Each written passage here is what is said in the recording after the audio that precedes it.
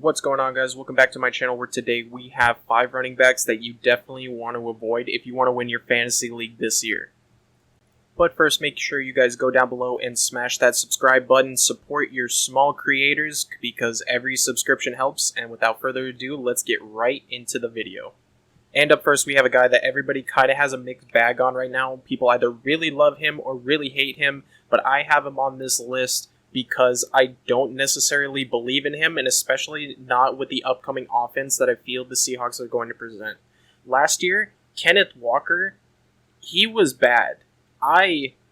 Looking at these stats, he was bad. He was 30th in yards per touch, 21st in yards created, 38th in route participation as a pass-catching back. You know, that's not his greatest strong suit, but it is relevant for half PPR and PPR leagues. 34th in routes run and 35th in target share, number 36 in fantasy points per opportunity, so he really wasn't making the most of all of the opportunities presented, and when you look at it, he had 8 to 9 touchdowns, so it's really, really skewed, I feel, based off of those touchdowns, and that has risen his fantasy points per opportunity up even more than what it actually should have been. He only had 54.5 snap share percentage, and you know, that's not what I want in RB1, not even in RB2. I want to avoid him at all costs. It doesn't look like he has that primary running back role where he's getting 70 to 80% of the snap count, and it looks like he might just lose it to Zach Charbonnet. When you look at how many defenders he faced in the box, he averaged 6.8. That was ranked 29th. CMC had 0.2 more and was ranked 17th.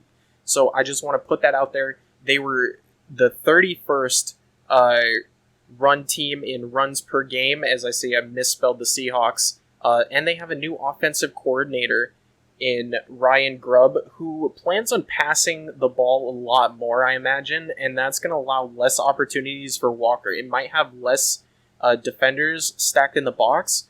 But, you know, seeing as what he did with the 29th ranked average defenders in the box, I'm not too keen on picking up Kenneth Walker. He's currently ranked at RB16, and there are a couple of guys that are going after him that I would much rather have. I know Kamara is not popular, but I would much rather have Kamara. I would much rather have James Cook. I would much rather have Stevenson. I would much rather have Aaron Jones. I would much rather have Zamir White, to be honest.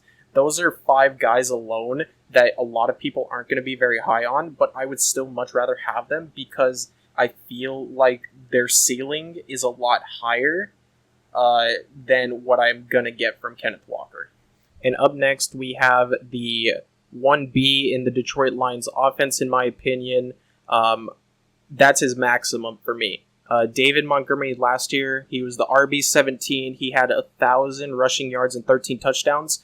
And he was the RB17.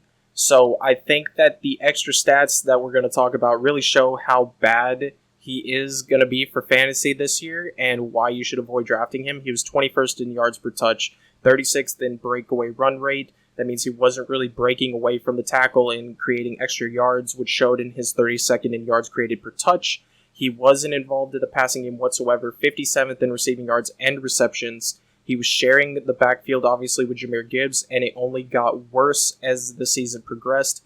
He was 37th in snap share, 28th in opportunity share, so he wasn't getting as many opportunities because Jahmyr Gibbs was showing out and he was just balling. He didn't really have to do anything. And this is from a guy who only received 33% of his carries when 6 or fewer defenders were in the box. That means that he isn't being used on plays where there isn't a lot going up front, which is kind of what you want to see in your running backs. You want to have those less defenders in the box so you can create bigger runs, and David Montgomery was not seeing that. He averaged 6th in average defenders in the box faced with 7.1, and he was 11th in carry rate when 7 or more defenders were in the box. He still managed over 4 yards per carry, but he faced a really big amount of defenders in the box, and that's not what I want to see from my running back. I don't think he's going to be productive, and because he's not involved in the pass game, I'm just going to avoid him altogether. Gibbs is going at the end of the first round, start of the second round, and Montgomery has no reason to be RB17 here. I would much rather have the other guys that I had mentioned before in front of him. I don't see him being the same level of productive that he was this past year with 1,000 yards rushing and 13 touchdowns. I think that that's an outlier, and he's due to regress in those metrics. So I'm going to go ahead and avoid him altogether. Up next, we have Rashad White. Now, this is a guy that I was very critical of early on last season. I literally called him trash, and then all of a sudden, he just started popping off. He ended up as the RB4 last year, and he received a lot of volume. You can see here he was number 2 in carries, number 9 in targets, number 4 in receptions for the running back position, but he was horribly inefficient. He was number 34 in fantasy points per opportunity, number 57 in true yards per carry. He averaged 6.5 defenders in the box. That was ranked 59th. 67% of his carries were light front carries. That means that 67% of the carries that he had were facing 6 or less defenders. Obviously, this is because of guys like Mike Evans and Chris Godwin, which demand attention. And despite this, he was still only 42nd in missed tackles forced per attempt among 49 qualified, number 40 in explosive run rate, number 45 in yards after contact per attempt. He only averaged 3.64 yards per carry. So his volume was there. He had a ton of volume, which is why he ended up being the RB4. And it's a big reason why he's currently sitting at the RB15. However, because of his inconsistencies and his inefficiency, I frankly just don't like drafting him. It's nothing necessarily about, what he did last year. Do I think that he's going to really replicate that? It's more about he was really, really bad at creating yards per touch, and the Buccaneers decided to grab Bucky Irving, which is a big piece for them. I think he could be really, really good and take a lot of carries away from Rashad White, especially if he can't get anything going on the ground. So for me, Rashad White is less about what he's done in the past and just me not trusting him to be able to produce the same level this upcoming year. So again, it's just not for me.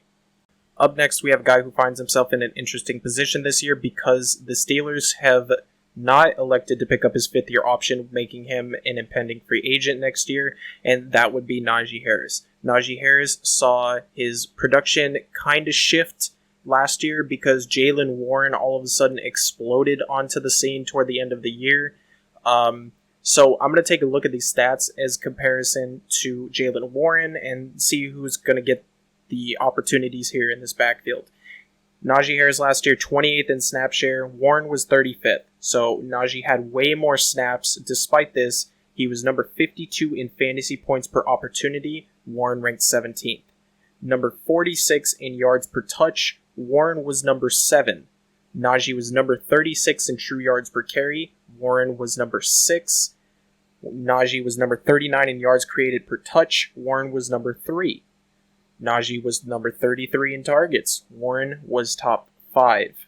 And this was on a 56% opportunity share for Naji Harris, whereas Warren only had 43%.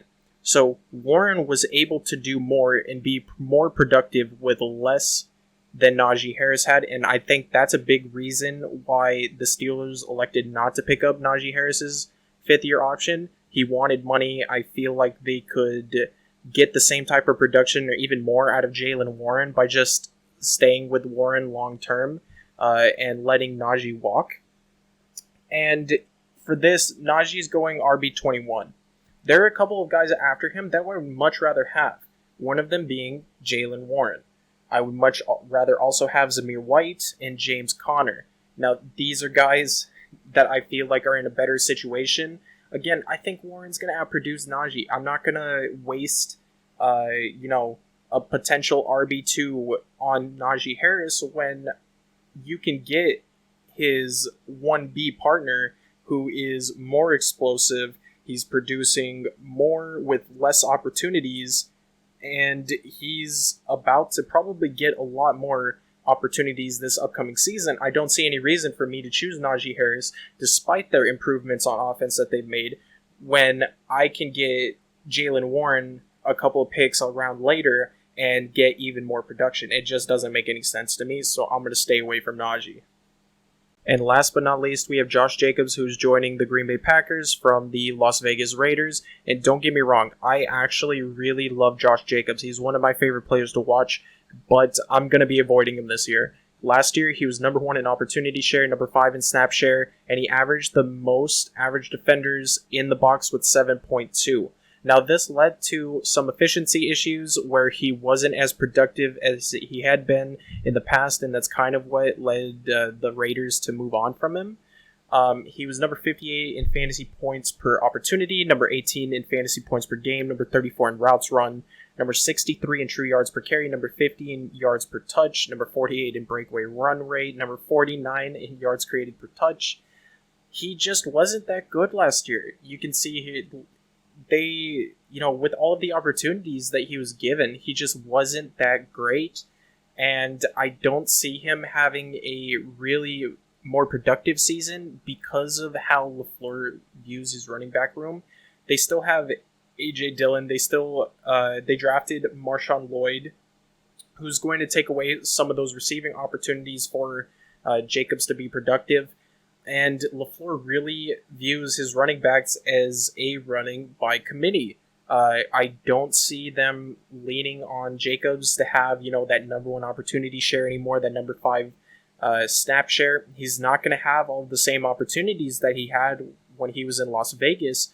I think that this is going to be a much different offense that he's used to. They're going to focus a lot on the passing game where Jacobs won't have to do as much.